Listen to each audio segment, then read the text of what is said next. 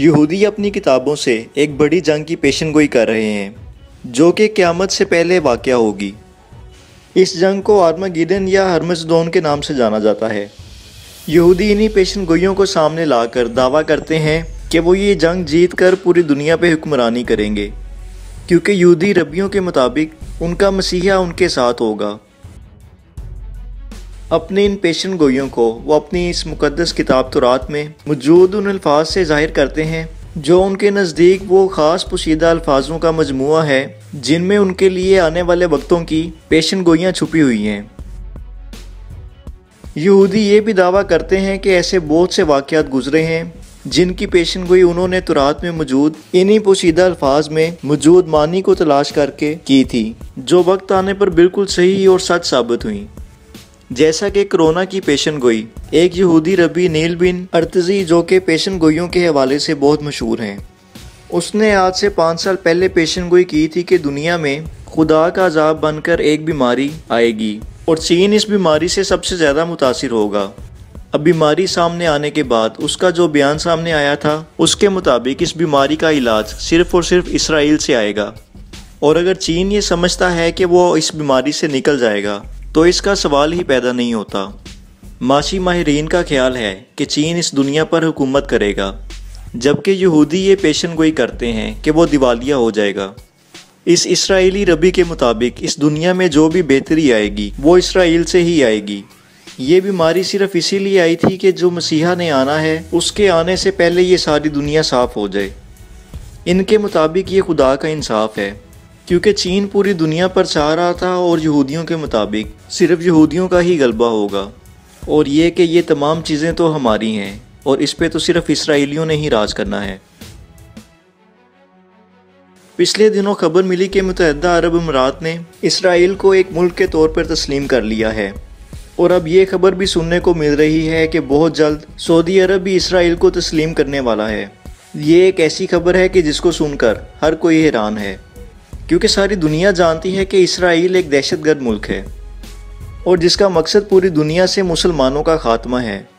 ایسے میں 2 بڑے مسلم ممالک کا اسرائیل کو تسلیم کرنا بہت خطرناک بات ہے، اور ان تمام مسلمانوں کے ساتھ غداری ہے جو کہ اسرائیل کے ظلم و ستم کا نشانہ بنے ہوئے ہیں۔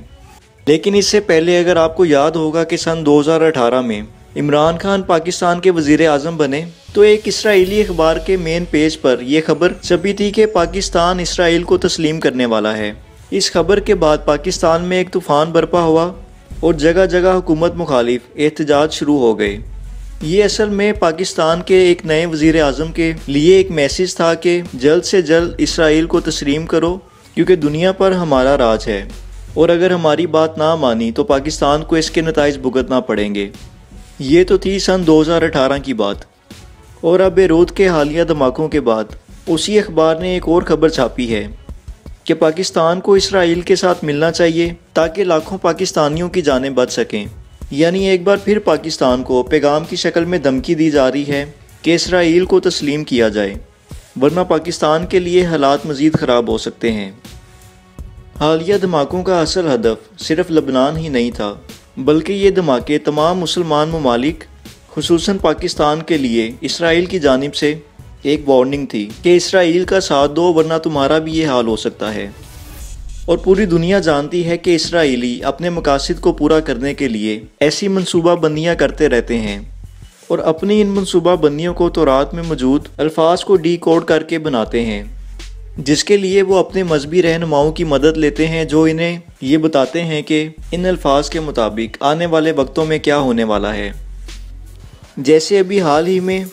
لبنان دھماکے کو ایک اسرائیلی ربی نے تورات میں موجود کوڈز سے ملانے کی کوشش کی ہے اور کہا ہے کہ اس واقعے کے بارے میں ہماری کتاب تورات میں پہلے سے ہی بتا دیا گیا تھا۔ ان کوڈز کی وضاحت کرتے ہوئے ایک اسرائیلی ربی نے کہا ہے کہ چاہے کوئی ہزاروں میل کی دوری سے ہی اسرائیل کی طرف میلی آنکھ سے دیکھے گا تو اسے بھی اسرائیل سزا دے گا اور دنیا سے اس کا نام و نشان ختم ہو جائے گا۔ یہ کوڈ اسرائیلی ربی تورات سے نکالنے کا دعویٰ کرتے ہیں، اصل میں انہی کی یہ منصوبہ بندی ہے جس کو وہ اپنے مسیحا کے آنے سے پہلے پورا کرنا چاہتے ہیں۔ یہ تمام کوڈ وہ ہیبرو زبان میں ہی ڈی کوڈ کرتے ہیں جو کہ صرف اسرائیلیوں کو ہی آتی ہے، اسی لیے ان کوڈز کی شکل میں وہ دنیا کو جو بھی بتائیں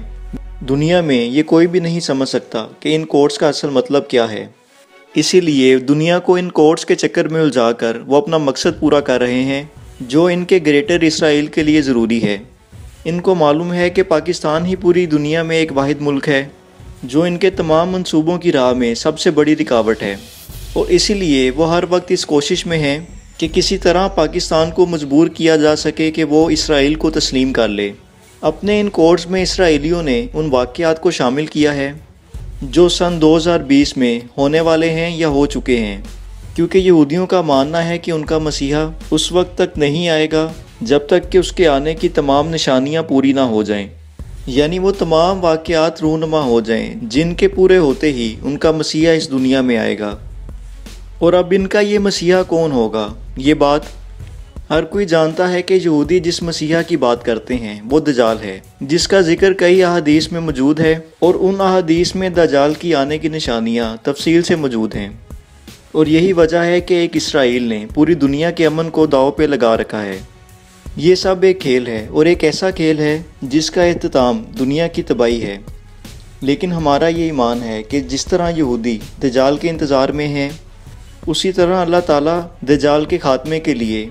امام مہدی علیہ السلام اور حضرت عیسیٰ علیہ السلام کو بھی بھیجیں گے۔ اور جہاں تک پاکستان کو دی جانے والی دھمکیوں کی بات ہے تو اسرائیل جتنی بھی دھمکیاں دے لے کچھ نہیں ہونے والا، کیونکہ یہ ملک پاکستان ایک کلمے کی بنیاد پر قائم ہوا ہے جو کہ انشاءاللہ قیامت تک قائم اور دائم رہے گا۔ یہ وہی ملک بنے گا کہ جس کے بارے میں ڈاکٹر اسرار احمد مرحوم نے اپنے کئی بیانات میں فرمایا تھا، اسی ملک پاکستان سے امام مہدی علیہ السلام کے مجاہدوں کا لشکر نکلے گا جو اس عظیم معرکے میں باطل پر غالب آ جائے گا انشاءاللہ۔ اور آخر میں دعا ہے کہ اللہ تعالیٰ تمام عالم اسلام کو دجال کے فتنوں سے اور شیطان کے شر سے محفوظ فرمائے، آمین۔